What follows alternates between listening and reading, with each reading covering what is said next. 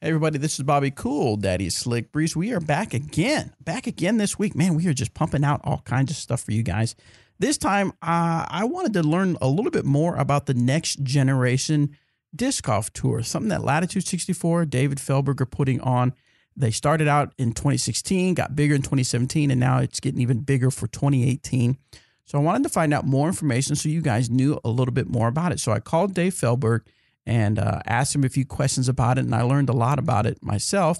In fact, I hope to play one this weekend out here in Emporia, Kansas. Derek Savory, meet. He's going to be running one, so I thought, man, I'm going to get out there because it's a rated round, so I can get a rated round in. I told you guys that I wanted to get more rated rounds in this year as much as possible around my work schedule, and this worked out perfectly. Anyway, let's take a listen and let's learn a little bit more about the next generation disc golf tour. All right, so like I said, we have Dave Feldberg on the line. How are you doing today, Dave? I'm doing great in Jonesboro, Arkansas, getting ready for the Pro Tour. Oh yeah, have you done any practice yet? Yeah, me, Johnny McCrae, and one of our new team members from last year, Kellen McCann, played a practice round yesterday. How's the course playing for you?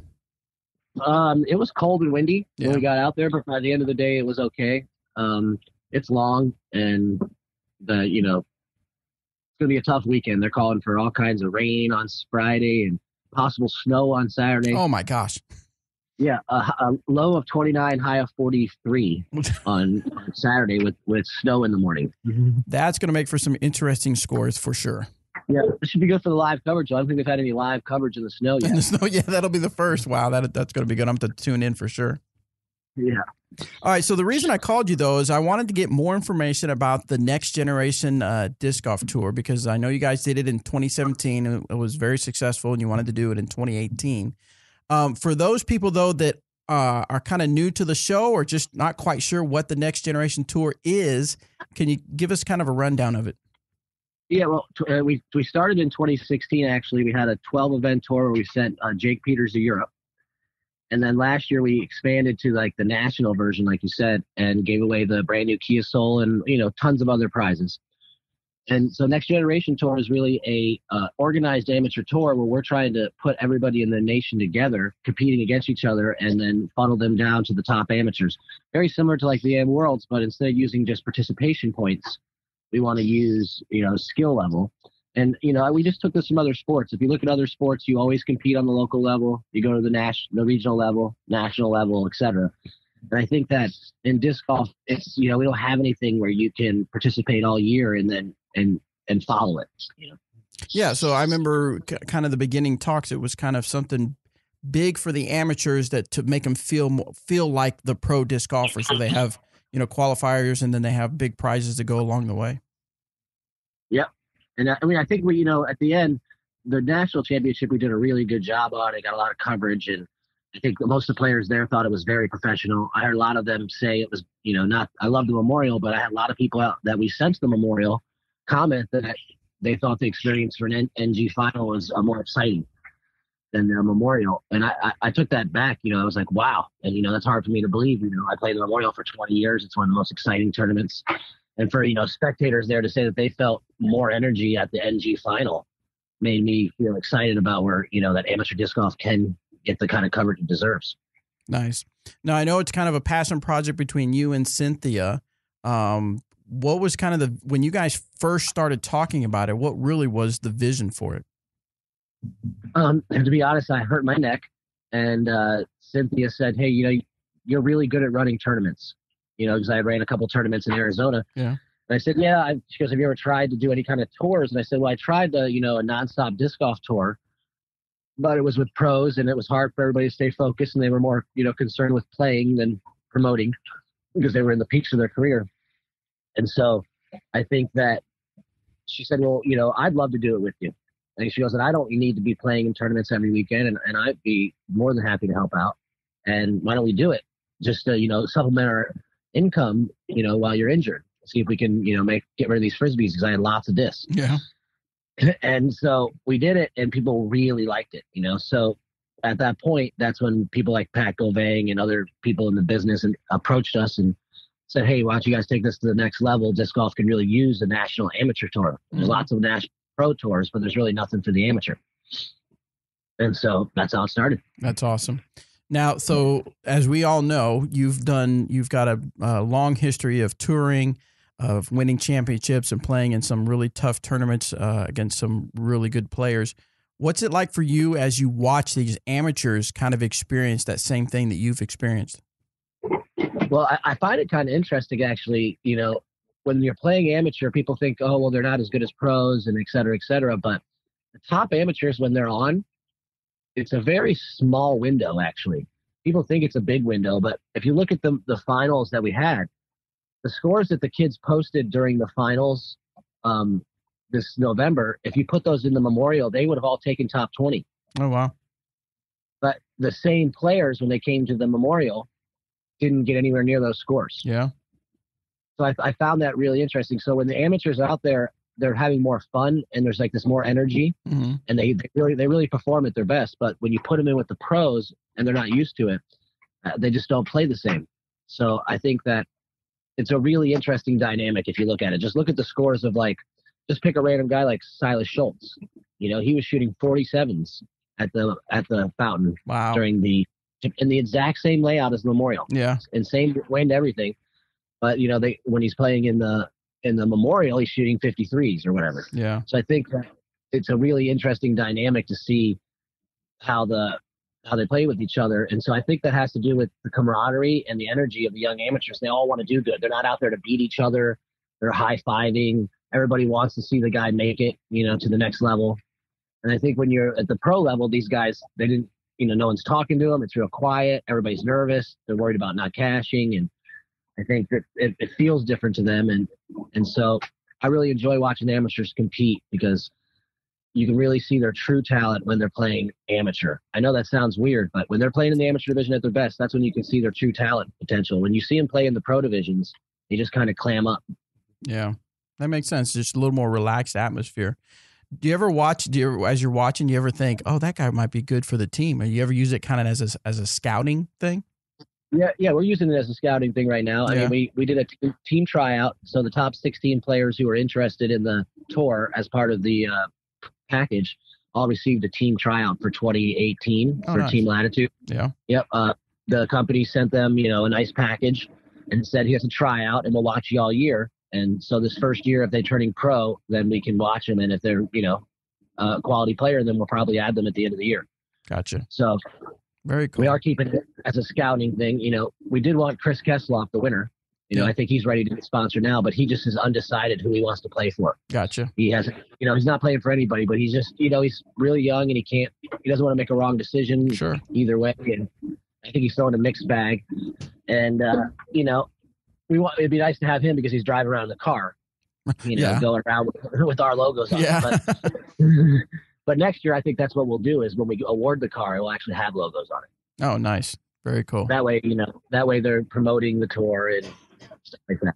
Now, I want to ask you about qualifiers and stuff, but maybe this might get into the mix of something I wanted to make sure I asked about because I saw a social media post where there's some big changes for 2018. The kind of lessons learned or you got feedback from 2017. Kind of run through those.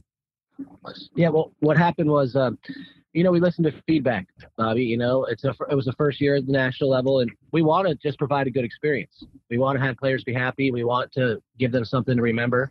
But, you know, we're not perfect. And so we ran it. We did the best we could and tried to deliver on all the main things. And so we went to the drawing board, and we made a list of all the things that we heard throughout the year.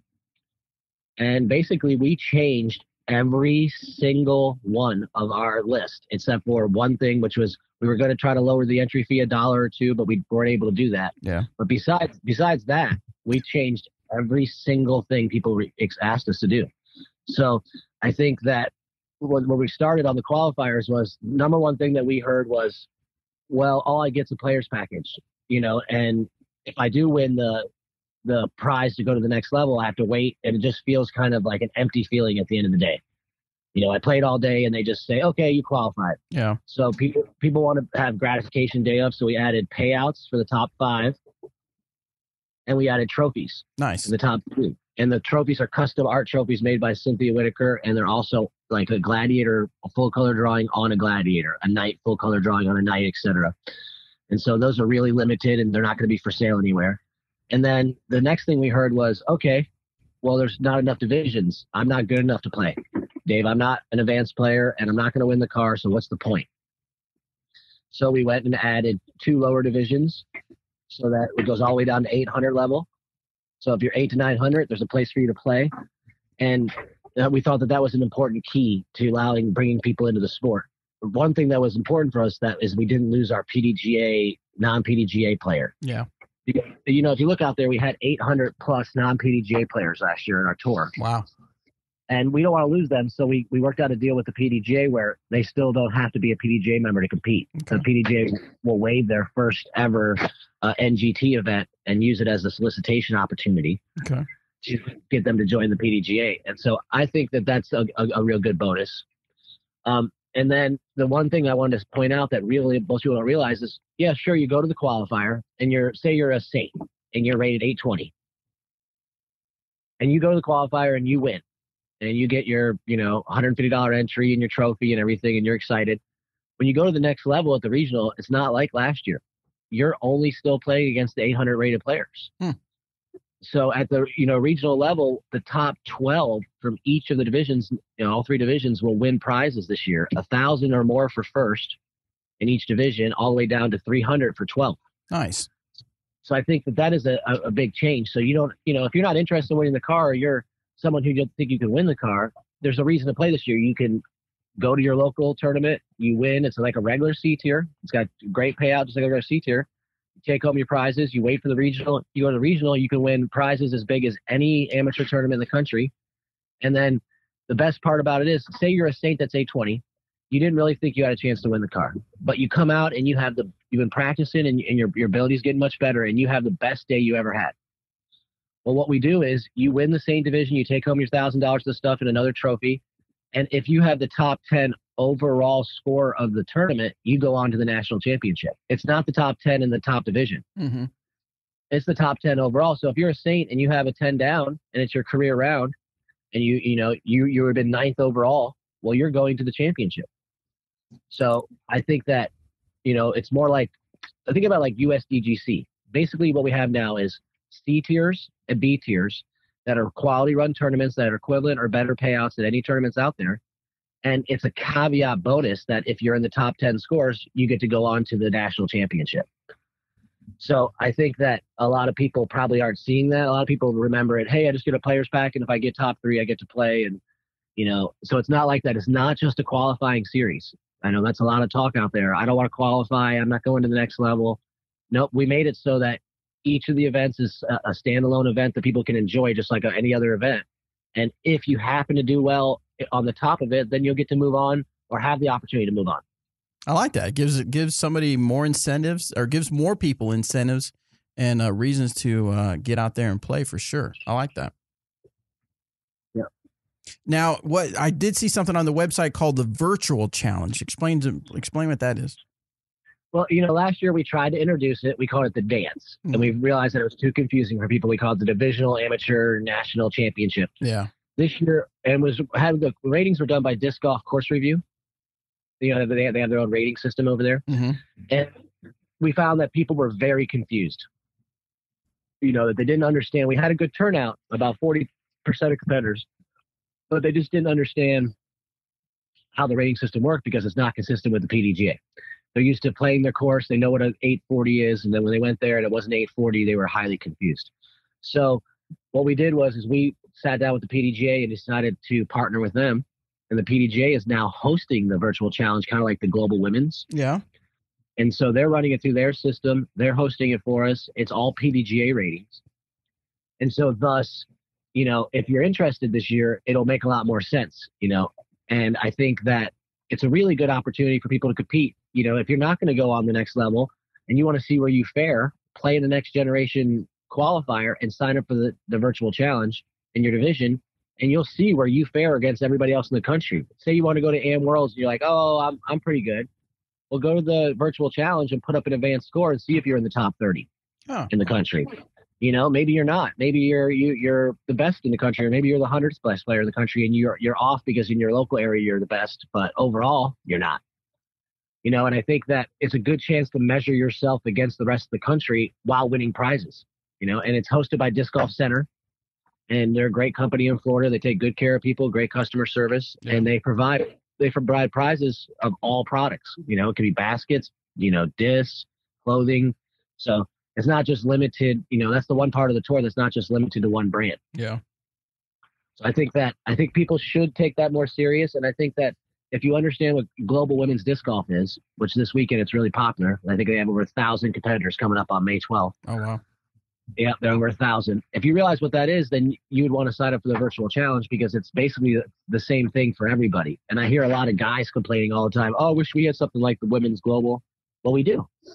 It's a virtual national virtual challenge, and it's for all divisions. And we even have separate women divisions in there. So you don't have to play against them. It's not rating based. It's gender and rating. And again, the top woman, just like last year when Lauren Butler won, you get a touring pro card to the pro tour. And as you can see, it's filling up really fast this year, all the events. So having a pro tour card and guaranteeing a spot in all the events is kind of a nice thing for someone who's aspiring. Absolutely. Wow. That's great. Yeah. Now I'm also looking at the website, and I actually was looking at, I think it was Disc Golf Scene. And I know that our guy Derek Savory is actually running one this Sunday, and I'm gonna if you don't get snowed out here in Emporia, because we've got forecast for snow too, I'm actually going to play it in this Sunday, play one of the next gen events. So I'm excited about that. But tell us, how does someone run a qualifier? What does it take to run one? What it takes to run the qualifier is you basically go to our website, and we provide you with a link. It's /2018TD. And basically, there's what it takes to run the tournament there. And then you fill out an application, and the application is submitted to our team. We take a look at it, and our regional coordinator for the area takes a look at it. And we'll contact you. And if it looks good, we'll approve the event and get started. What you need to have is a nice 18-hole course, be able to provide 2 rounds of disc golf for the locals, and we provide the rest for you. Everything comes in a box, from the scorecards, the pencils, and players packages, payouts, trophies. It all comes right to the TD. So all we really need is for people to step up in their community and say, hey, our community wants to have one. And people say to me so far this year, I won't point them out, man, there's a lot of those things on the calendar. You already have 150, 160 events. Why do you want more? Well, if you look at it, Trilogy Challenge, for example, was in 335 communities last year. Yeah. I mean, there's plenty of communities out there. And I know that right now, one of the issues is for the regular disc golfer is looking at that schedule. There's hundreds of events every weekend. I mean, I bet PDJ is going to crack 5,000 events this year. Oh, wow. We were almost over 4,000 last year. Yeah. So I think that there's a lot of choices out there, but, trying to stand out and get people to sign up and run events is difficult. There's so many weekends. We used to have this really great thing in disc golf where people would make sure they didn't run a tournament against somebody else's tournament. Yeah. It was kind of a mutual respect thing. Even if the PDGA thing said, oh, well, you're good, it's only 44 miles, it follows our rules. They knew if they shared a community that it just wasn't the right thing to do. And I think that right now, it's so many people running events. You have the people who want to run events to help people and to grow the sport and just have a good time. They've been doing it for years. And then you have a lot of people like Next Generation Tour who are trying to do it for a purpose. And then you have out of nowhere all these people that own companies or stores and that are actually trying to make a profit running tournaments. And they're grabbing every single weekend because they have the money and the time. Right. I mean, I won't pick states, but there's certain states I tried to schedule in where you look up and the same store or same group is running a B or C tier every weekend for 15 weekends. Yeah. Both days. Yeah. You're like, how is that possible? And so it's really difficult to get in on the calendar against people. And when you're not, from that area and you haven't had history. So we're just trying to, not upset anybody, find weekends that work, for the local area. So a lot of our events, we had events on Easter. I know that Smashbox was talking how it was kind of quiet. Well, we still had 3 qualifiers on Easter. and that's because, those weekends are available and we're not trying to step on people's toes. We're just trying to get events out there where people can have fun. But at the same time, eventually people are going to start stepping on toes, and Gotcha. hopefully it's not our guys. Yeah. Well, I also see as a player, they can just go right to the website nextgendiscgolf.com. And then the /tour looks like there's a big register here button. So as soon as you click that, it takes you to a page on Disc Golf Scene where it actually lists all the events and the dates. And I think that's awesome. That way you can look at what in your area, what's going on. What can people expect as far as what's getting the players pack and stuff like that if they sign up to play in one of these? Yeah, that's one of the important parts. Is this year we changed our system as we wanted to be more efficient. So if you don't pre-register, then you're not guaranteed this special players package I'm about to tell you about. Uh-oh. You still get a players package, but it's not the special one. Right. So pre-registering is important. And the reason we did that is not to be jerks, but it's time for people to pre-register. There's too many events out there. And if we're just going to wait till the last second and register TDs a couple days before the events, we're making it hard for people to run good events. And, and it's so if you look at the schedule, it's happening all the time. I've broke it down like this. A tiers and above that have a good history are selling out immediately. Below that, unless you have a really long, good history of an event that's hard to get into, people are kind of waiting till the week of or 2 weeks before to even think about playing based on their availability because of this busy world. And I think that puts most of TDs in a really bad position. Mm-hmm. And so, what we want to do is get our TDs, their stuff ahead of time. And so you have to pre-register. Yeah. So if you don't pre-register, you don't get the Ballista Pro Burst. I mean, this year, you when you see our package, you're going to say, wow, Latitude went above and beyond this year. They took it to the next level. I mean, the Ballista Pro Burst looks like one of the prettiest discs I've ever touched. And it is a great flyer. I mean, I had Johnny McRae rip it yesterday. He was really surprised. Yeah. He was like, whoa, I might actually want one of those. And it's hard to get something in his bag. He's still throwing the Blue Giant. Yeah. So I think that's one thing, that disc. And then, I think Dave and Thomas went to the drawing board and they wanted to be kind of creative. So they came up with an Xeric Burst Glow. Oh, wow. So it's the very first Y2K mold that glows on the rim. Yeah. And it has a burst in the middle. And I mean, they're just beautiful looking discs. So you get those two. And then you also, instead of getting a hat this year, we thought, a hat was cool, but not everybody wants a hat. And we don't want to keep giving people stuff they don't want. So that was part of the drawing board. So we're giving everybody a gift certificate to Latitude 64 Customs. Oh, okay. So you can go to Latitude 64 Customs and pick out something you want for yourself. Maybe it's a hat. Maybe it's a towel. Maybe you want to spend a couple extra bucks and get something really nice. And I think it's also a great opportunity for Latitude 64 to spread the Customs website. And, the Latitude 64 Customs website is one of the coolest places to buy product that you can find out there. They have some of the nicest apparel and discs that any of the Trilogy brands has ever put out.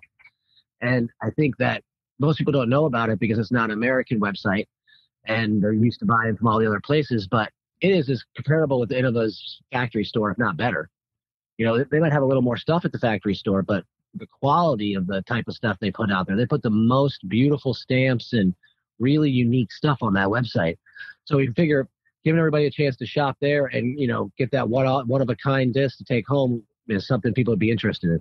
Oh yeah, for sure. I've seen some stuff that they've sent Eric McCabe on some of the EMAC stamps they've done. And then of course I've seen it on social media, and yeah, I look at it and go, wow, who thought of that? Cause that's such a cool stamp. They're such unique ideas that they play around with the logos. They play around with the look of them and just the different foils and things like that. So yeah, definitely L64custom.com. That's really cool that you get that certificate so they can kind of go there and pick something out unique for themselves. That's really cool. And that's what the prizes are this year. For the payout, you're winning vouchers all the way down to the website. So, you have a chance to leave with a gift certificate and win a nice gift certificate and get some good gear. And in addition to that, and it's not a plug for me, but a plug for the team, this year the Latitude 64 Customs website has the first ever Latitude Team Tour fundraising disc. Oh, yep. The Opto X line, basically, the John McRae St. Croix and the Ricky Wysocki Dagger, the Devin Owens River, the By Music Cetus, and of course the Opto XXX. And those discs are really good. Yeah. I think it'll take some time for people to realize that it's not just a gimmick that we put a stamp on to sell some discs for John McRae or Devin Owens. It's an actual different disc that flies remarkably different, feels remarkably different. And everybody who has one is super excited about it. I'll just give an example. I'm not going to talk about mine, but I went out and played with Johnny McRae. He couldn't stop putting it in my hand yesterday. Throw it, test it. It goes just as far as anything else. I'm like, okay. And he had people walking around the course. We must have encountered 5 different players who was held up in the air to Johnny like, yeah, this disc is awesome, man. And I think that it's just going to take a little time for people to realize how cool those discs are. And it's just disc golf's kind of a delayed word of mouth kind of sport. But, the funny thing is, by the time people realize it, they'll be gone. Yeah. Because, they are limited runs. And so maybe we can create some hype and collectability around our Trilogy brands. I think it's a good idea. Yeah. So. Awesome. I'm going to have to pre-register to make sure I get those discs in. Yeah, you got to pre-register. Yeah. I better do it now. So anyway, I'm excited about playing this Sunday for sure, especially because I found out, I knew it, but I wanted to make sure that it's a C tier, so it's a rated round, and I've been wanting to have more rated rounds on my for my ratings and stuff. So I'm excited that it's right here in Emporia, Kansas, and I'm able to at the very least, get a rated round in. And I think that's the important part. I'm glad you said that, Bobby. Most people just viewed it last year as just an event you went to and you tried to qualify.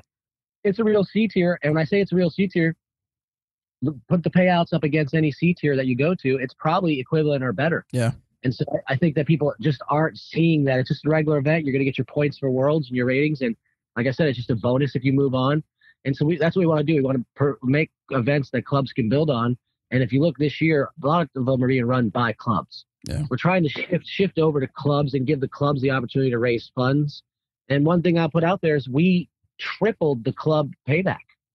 Nice. So if you really want to support a club out there and tell them that, hey, I'm happy with the club and I want to give you something back. If your club's running an NG event, play in it, because we're taking care of the clubs really well.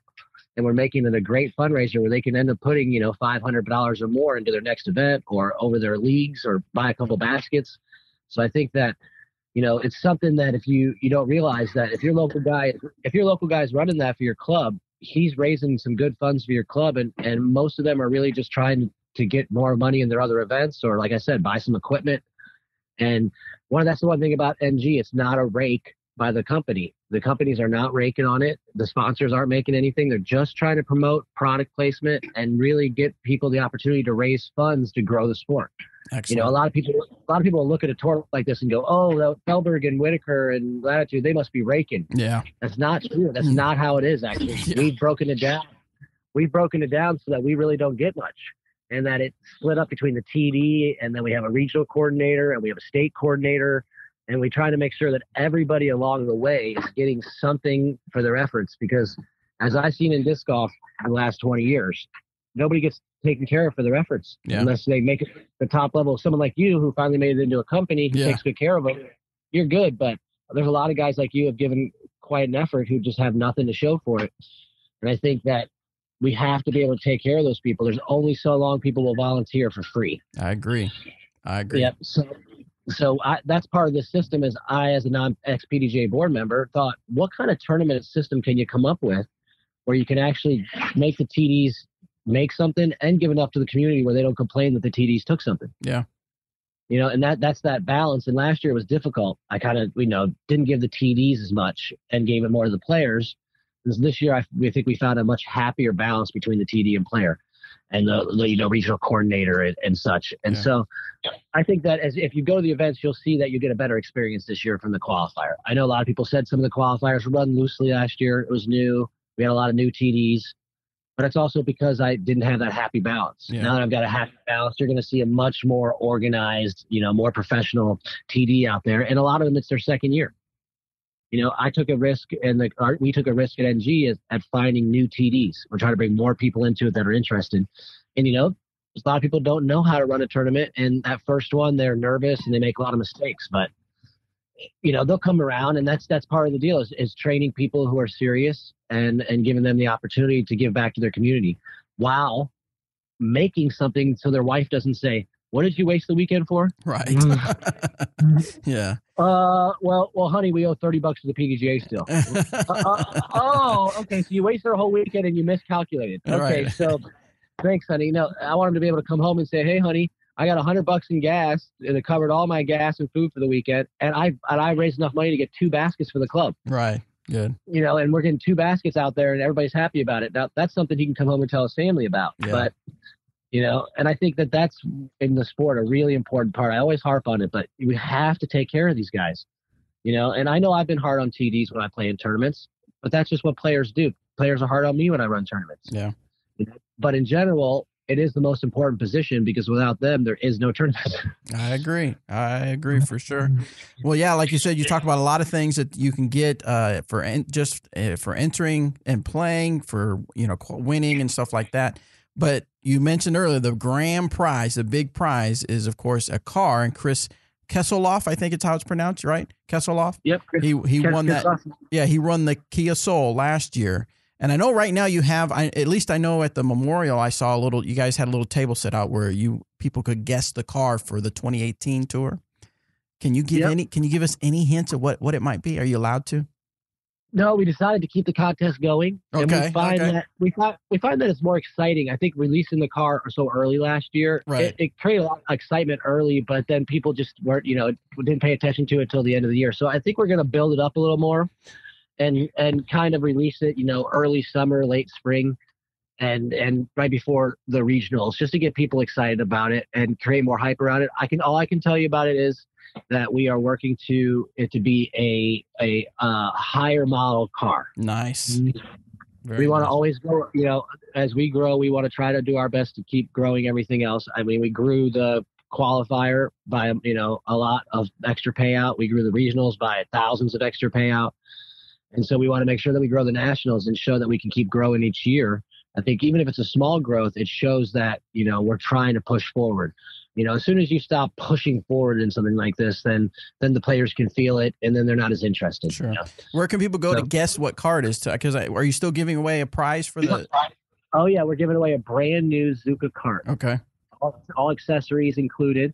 And then we'll be also doing infinite gift cards for people who also get it correct, but they weren't the drawing. Okay. So what happens is, you know, we'll take the winners, maybe say there's 10 people who get it right. We'll draw. The winner will get the Zuka card, and then the other ones will get some infinite gift cards. And can they vote online or put their guesses in online? Okay. Yep, they go to Facebook on our Next Generation Facebook page. It says Guess the Car. You scroll down. And there's a contest, and basically you put your name in, you know, and you can do, I think it's like a little Survey Monkey type thing. Yeah. And then it programs your name and tells us your response, and then we're keeping those. Okay. And I think we're going to do that. The contest will probably run until mid-May. Okay. Good deal. Yeah. Good deal. All right. Well, man, I learned a lot. I went on the website to do a little reading before I called you, but I still learned a lot. I think it's awesome that you guys listened to feedback and made some changes for 2018. I think that proves that you guys really want this to be a solid tournament for amateurs to play, and so kudos to you guys for doing that for sure. Is there anything that we missed out that you want to make sure our listeners know? No, I got just that, you know, there's a lot of choices out there to play tournaments, but you know, give it a shot. I know a lot of people have a lot of misconception about what it is, how good they have to be. It's only a player's package. I can't win the car. Those kind of things like that. Give it a shot. Give it an experience this year. I think you'll find it's a different experience than last year. And then, you know, just realize that, yes, a lot of instant gratification happens in disc golf, and that's what, you know, but if you're a real sportsman and you get caught up in the series and give it a shot, you will get hooked. The kids that made it all the way to the final, they were so excited, and each one of them sent me an email or a message to either Cynthia or Pat at some point after the tournament, almost all 70 of them, and said it was one of the greatest experiences they ever had. Chasing something, being a part of it, feeling the same people, seeing people from different regions, names that they knew they would compete against, and then all meeting up and knowing they had the same skill level. And that's the last thing I want to say is it was super cool. Think about this. You go to an AM championship, and there's a lot of variance in skill level. The top first place may be 30, 40 strokes above last place, right? Well, you should have seen these kids' looks on their faces when they were 4 or 5 shots out of the lead, but they were in 40th place. And they were like, whoa, you know, because that kid who qualified, he's never finished out of the top 10 at any amateur tournament. That's how he got there. All of a sudden, he's in 40th place, and he's like, how is this possible? Well, it's because every player there was as good as him. And I think that's something people aren't used to at first. It intimidates people, but if you become a part of it, you realize that it's way more fun to be competitive with people at your level. And the camaraderie, you'll meet a lot of people who aren't either upset that you're better than them or think that they shouldn't play with you because they're holding you up or think that they're so much better than you because they're a super pro in your course. You find people at your level that are at your time in the game that are growing. Yeah. I think if you take that chance and go out, you'll find that you'll have a really good time and make a lot of new friends. Excellent. That's awesome, Dave. That's very awesome to hear. All right. Well, if you guys want to, our listeners want to find out more information, go to the website and go to nextgendiscgolf.com. Or if you want to follow them on Facebook, just search for Next Generation Disc Golf. And of course, give it a like and follow that page so that you can stay up to date with everything that's going on. All right, Dave, well, I'm going to let you get back to Jonesboro so you can get some practice in so you'll be ready for this weekend to play well. All right. Well, we thank you and we thank the Answer Man. We love your show and keep doing the good work that you do. Cool Slick, Daddy Breeze. All right. Thanks, Dave. All right. Bye. Bye-bye.